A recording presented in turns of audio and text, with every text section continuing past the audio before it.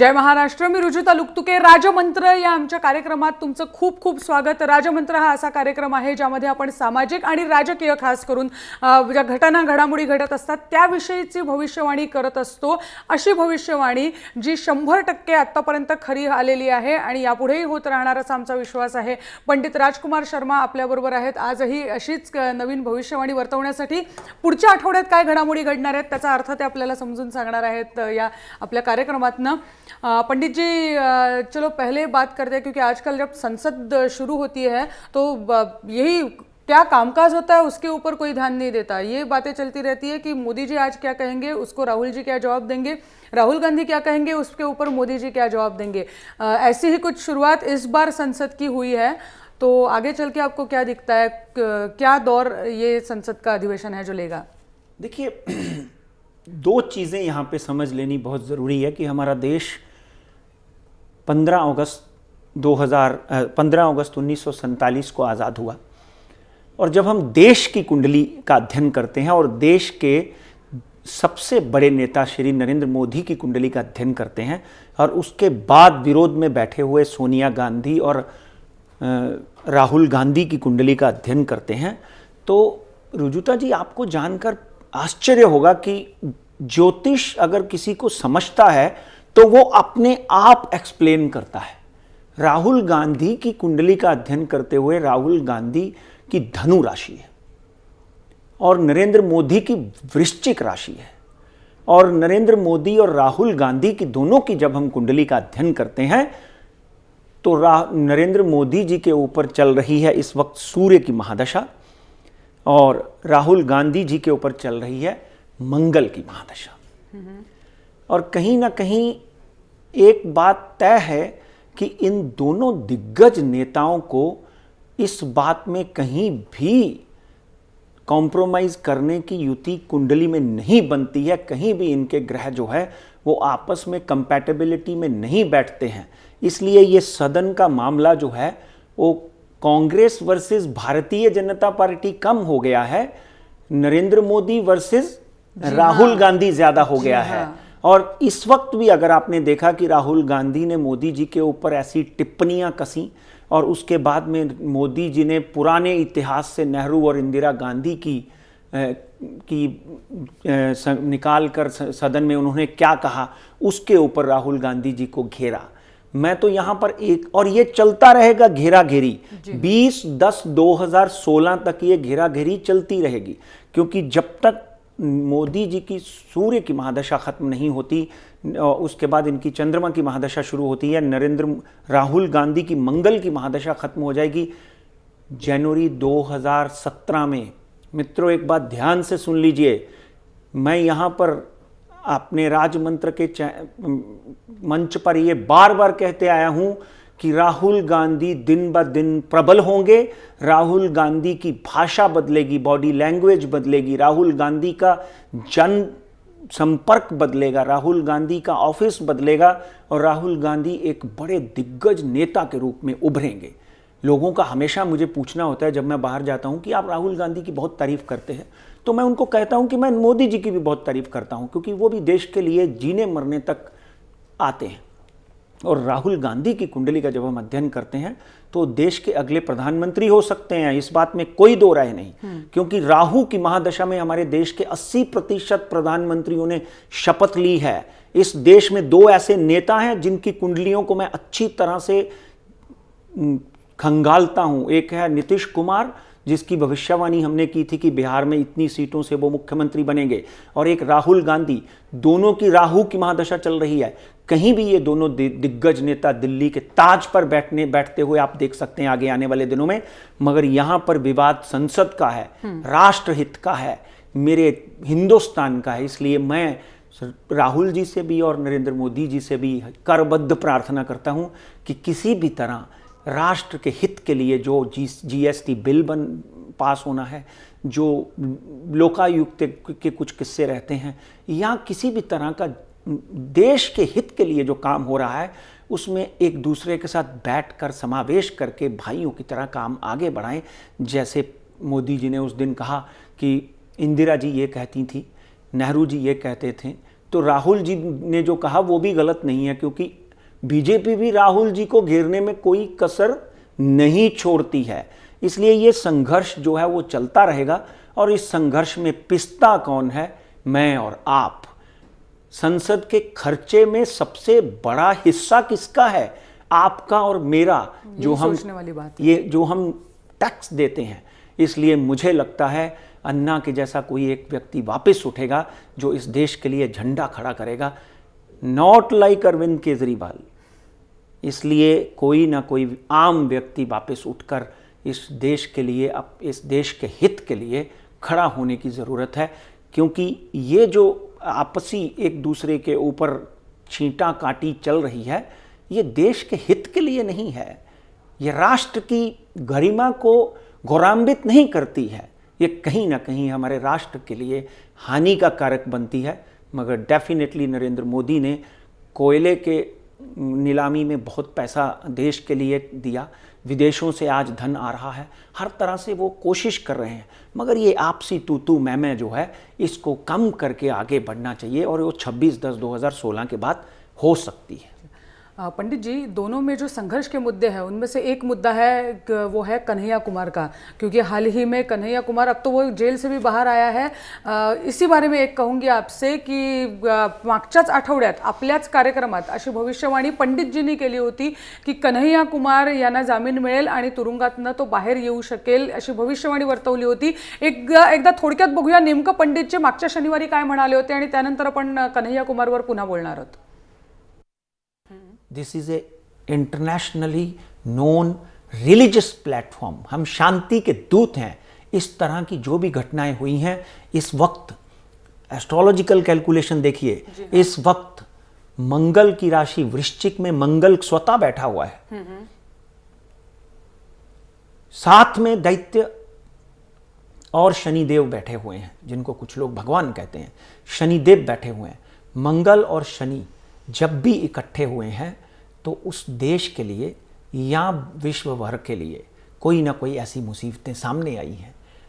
आतंकवाद, मैं बार बार आपके शो में बोलते आ रहा हूं राजमंत्र में, कि हमको अगर किसी चीज से डर के रहना है, किसी चीज का सामना करना है, किसी चीज से सावधान रहना है, that is nothing but terrorism. अपने अंदरूनी बच्चे जो हैं उनको, मुस्लिम बच्चे जो हैं, हिंदू बच्चे जो हैं, उनको एक दूसरे के प्रति प्रेम करना सिखाना है, उनको भारतीय होने का गर्व महसूस करवाना है, उनको ये महसूस करवानी है कि नहीं, आप लोग पहले भारतीय हैं, बाकी कुछ दूसरी जात है। मित्रों, यह घटनाएं, चाहे वो जाट आरक्षण है, चाहे वो अभी का आरक्षण है, जितनी देर तक, याद रखें मेरी बात, जितनी देर तक मंगल की राशि में शनि है, यहां तो मैं वर्ल्ड वॉर्स की बात करता हूं, आप जो दोनों वर्ल्ड वॉर में देख लीजिए, first and second world war में शनि मंगल की राशि में बैठा हुआ था, कहीं ना कहीं विस्फोटक वातावरण पैदा करता है। हमारे देश में तो बहुत ही शांति है।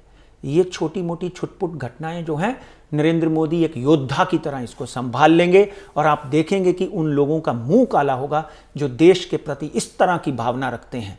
और कुंडली में भी 15 अप्रैल 2016 के पहले इस तरह की घटनाओं का मुंह तोड़ जवाब दे दिया जाएगा। और डेफिनेटली कन्हैया कुमार जो हैं वो आरोपी हैं कि नहीं, इस बात, उनकी कुंडली के हिसाब से तो मुझे नहीं लगता कि वो आरोपी हैं। हाँ, वो खड़े रहे होंगे, क्योंकि मॉब के सामने कभी कभी आप मौन धारण कर लेते हैं कि कहीं मुझे ही जूते ना पड़ जाएं। पंडित जी, आपने साफ साफ कहा था कि वो आपको आरोपी नहीं दिखता कुंडली देखते हुए, जी, और वही अभी हुआ है। 6 महीने तक अभी आगे उन्हें, वो जेल नहीं जा सकते, उन्हें दोबारा पकड़ लिया नहीं जा सकता, जैसे कि कोर्ट ने निर्णय लिया है। अब इस तरफ रुख करते हैं कि जैसे हमने कहा, मोदी और इनके बीच एक मुद्दा है, वो कन्हैया कुमार का मुद्दा है। और अभी बातों बातों में पहले प्रश्न के उत्तर में आपने कहा है कि एक आम आदमी उभर कर आएगा और वो एजिटेशन, आंदोलन खड़ा करेगा। तो क्या ये दोनों चीजें एक तरफ ही इशारा कर रही है?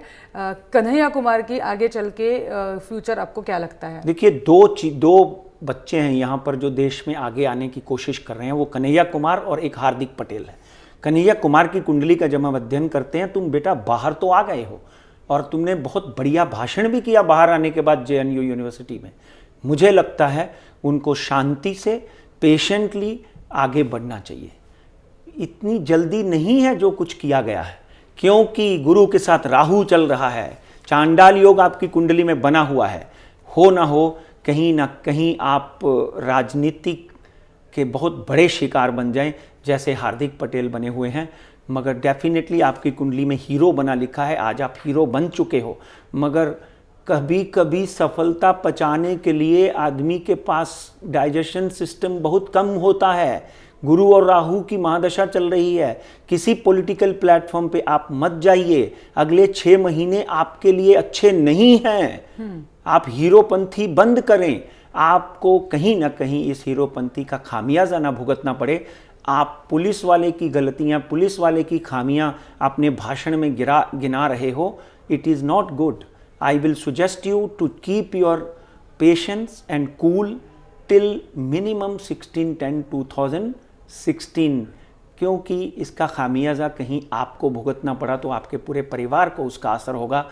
इसलिए मेरा अनुरोध है कि अभी बिल्कुल अच्छे दिन नहीं है। आपकी कुंडली में आरोपी आप नहीं थे, मगर आप जिस तरह के भाषण, जिस तरह की बयानबाजी कर रहे हो, आरोपी बन सकते हो, ये कुंडली बता रही है। जी हाँ, तो ये दोनों बातें एक्चुअली आपने लास्ट वीक कही है, कहना पड़ेगा, क्योंकि ये आंदोलन जो खड़ा हो रहा है उसके बारे में भी आपने भाष्य किया था। अब हार्दिक पटेल, आपने बात छेड़ी ही है, हार्दिक पटेल के बारे में क्या कहोगे? देखिए, हार्दिक पटेल की कुंडली का जब हम अध्ययन करते हैं तो 8 मार्च को उसकी बेल का दिन है। हार्दिक पटेल की गुरु की महादशा शुरू हुई है। 23-24 साल में जिस तरह से उसने राजनीतिक छलांग मारी, ये बहुत कम लोगों को ये सफलताएं मिली हैं। और मैं यहाँ पर राजमंत्र के मंच पर जो आपने अभी कहा कि 100% भविष्यवाणियाँ सच्ची होती हैं, ये वो कार्यक्रम है। मैं ऊपर वाले का धन्यवाद और आभार प्रकट करता हूँ, और कहीं ना कहीं आपका ऑरा भी उसमें सम्मिलित है, और जय महाराष्ट्र की टीम की सच्ची मेहनत इसमें शामिल है। एक बात पक्की है कि हार्दिक पटेल की जब हम कुंडली का अध्ययन करते हैं, छोटे से गांव से आया हुआ ये बच्चा आगे आने वाले दिनों में मोदी और राहुल गांधी जैसा बड़ा नेता बनेगा। 8 तारीख को उसकी जमानत होने के पूरे आसार हैं, और 8 तारीख को बाहर आने के बाद में वो वापस अपना आंदोलन शुरू कर सकता है। उसको देश की अंदरूनी पार्टियां, चाहे वो कांग्रेस है, चाहे वो भारतीय जनता पार्टी है, चाहे वो और अन्य पार्टियां हैं, कहीं ना कहीं उसको अपना मुखिया के तौर पर चुन सकती हैं। और Hardik Patel will be very, if he joins Congress, वो जो पॉसिबिलिटी है कि वो सपोर्ट कर दे, कहीं अगर वो कर देते हैं तो भारतीय जनता पार्टी के लिए नई चुनौतियां खड़ी हो जाएंगी। बिल्कुल, ये एक नई चुनौती की तरह उभर कर आता हुआ आपको दिखता है, और ये एक भविष्यवाणी है जो इस कार्यक्रम के जरिए आज आपने की हुई है। कन्हैया कुमार के अच्छे दिन हैं, मगर उसमें आरोपी बन सकता ये, और दूसरी भविष्यवाणी हार्दिक पटेल की। बिल्कुल।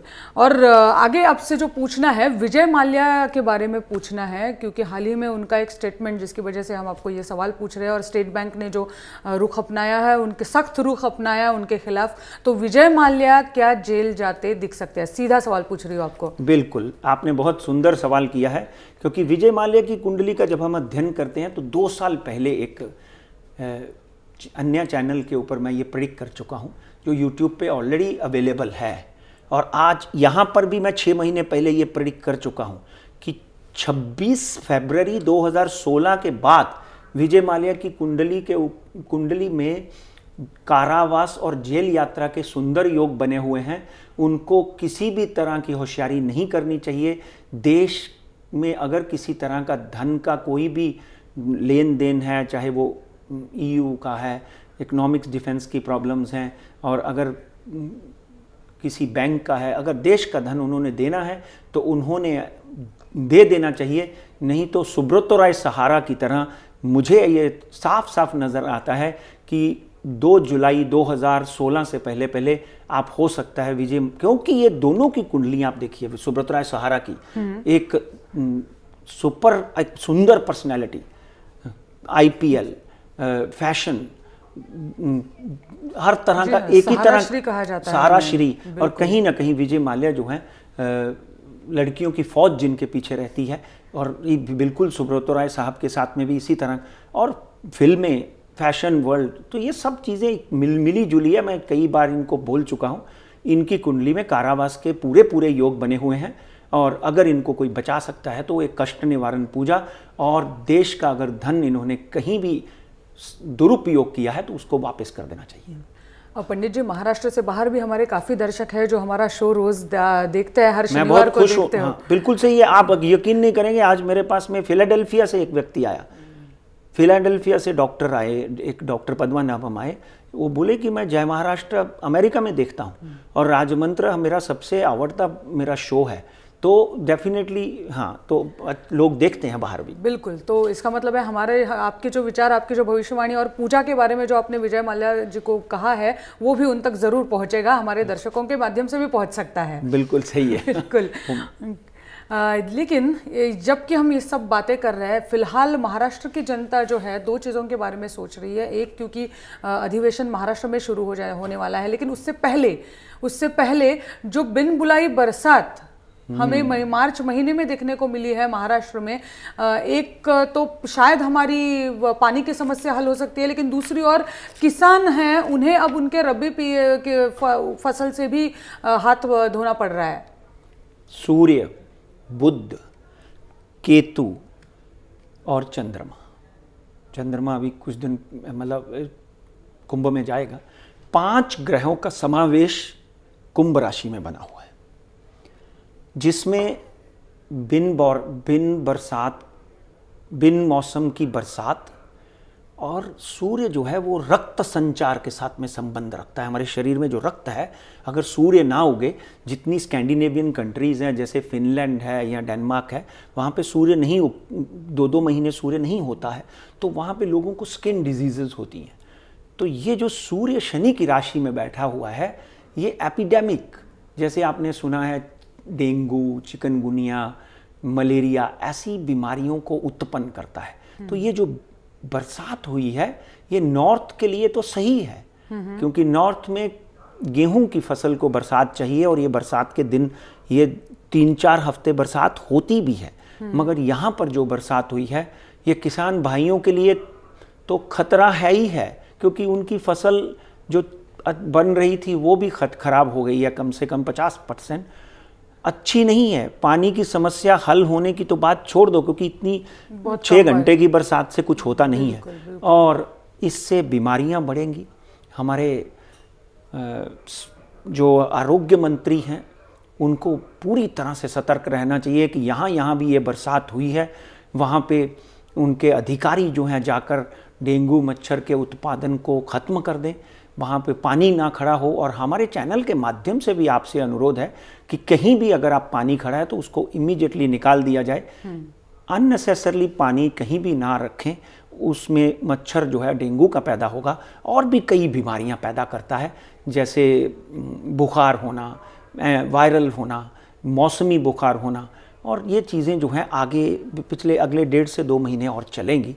This is not very good for unseasonal rain is not good. और हमारे लिए भी नहीं, हमारी प्रकृति के लिए भी नहीं। प्रकृति के लिए बिल्कुल घातक है, और शरीर के लिए उससे भी घातक है। छोटे बच्चों को, माओं को संभाल के रखना चाहिए। जी हाँ, ये थोड़े सीरियस विषय हो गया ये तो, क्योंकि बिन मौसम की बरसात के बारे में हम बात कर रहे हैं। उससे अकाल जो है वो पहले ही हम पीड़ित हैं अकाल से, उसके ऊपर इस तरह की बरसात, इट इज़ वेरी डेंजरस। और ये जो संकट है वो जो राज्य सरकार को झेलने पड़ रहे हैं महाराष्ट्र में, बिल्कुल ही स्थिति गंभीर हो चुकी है उसकी वजह से। लेकिन क्योंकि एशिया कप भी चल रहा है और क्रिकेट फैंस भी हैं हमारे दुनिया भर के, वो भी जानना चाहते हैं क्या भारत के लिए ये एशिया कप यश दिलाएगा, वो जीत दिलाएगा, एशिया कप क्या भारत के नाम पे होगा?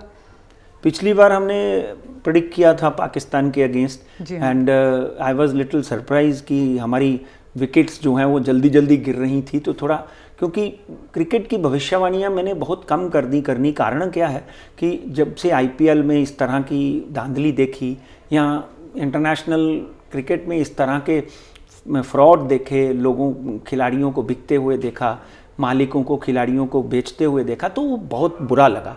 मगर यहाँ पर धोनी की कुंडली का जब हम अध्ययन करते हैं, विशेषतर विराट कोहली की कुंडली का जब हम अध्ययन करते हैं, तो कल के मैच में वापस भारत जो है वो विजयी होता हुआ दिखाई देता है।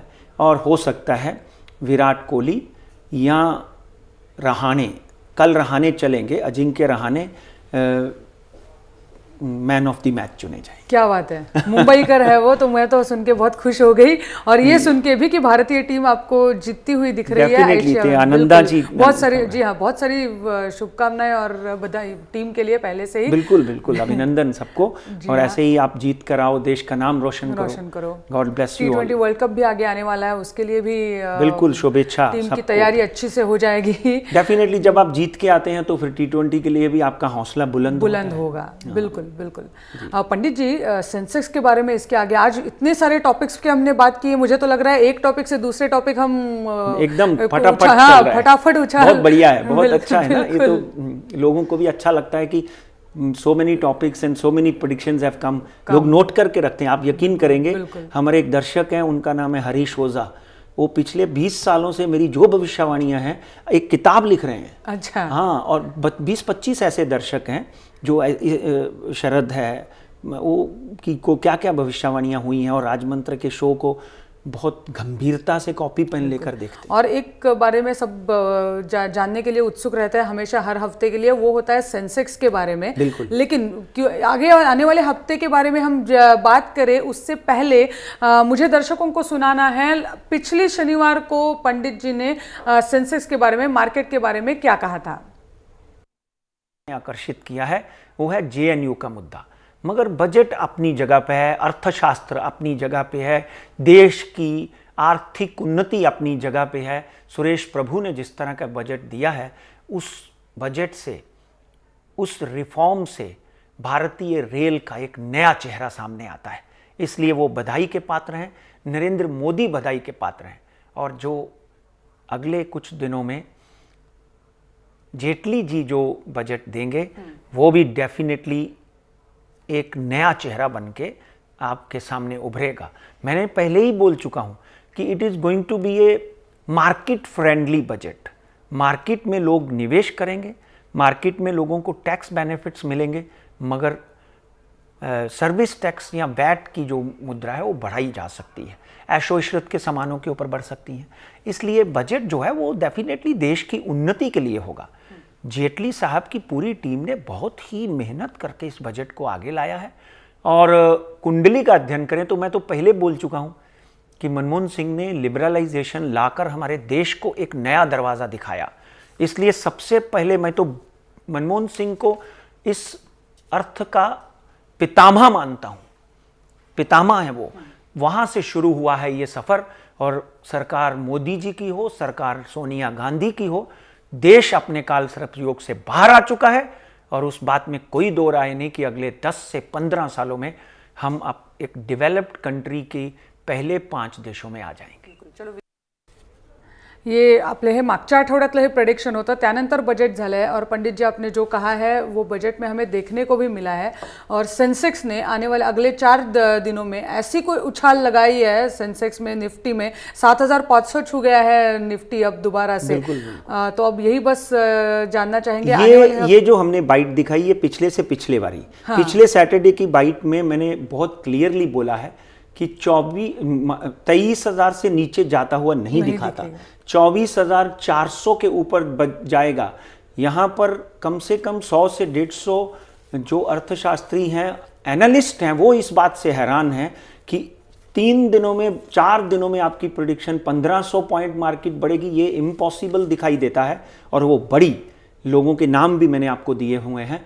बॉम्बे स्टॉक एक्सचेंज की और निफ्टी की चाल आपने देखी कैसे हुई। जी हाँ। और अगले हफ्ते की बात करें, बिल्कुल बिल्कुल 24,600 के ऊपर चला गया बॉम्बे स्टॉक एक्सचेंज।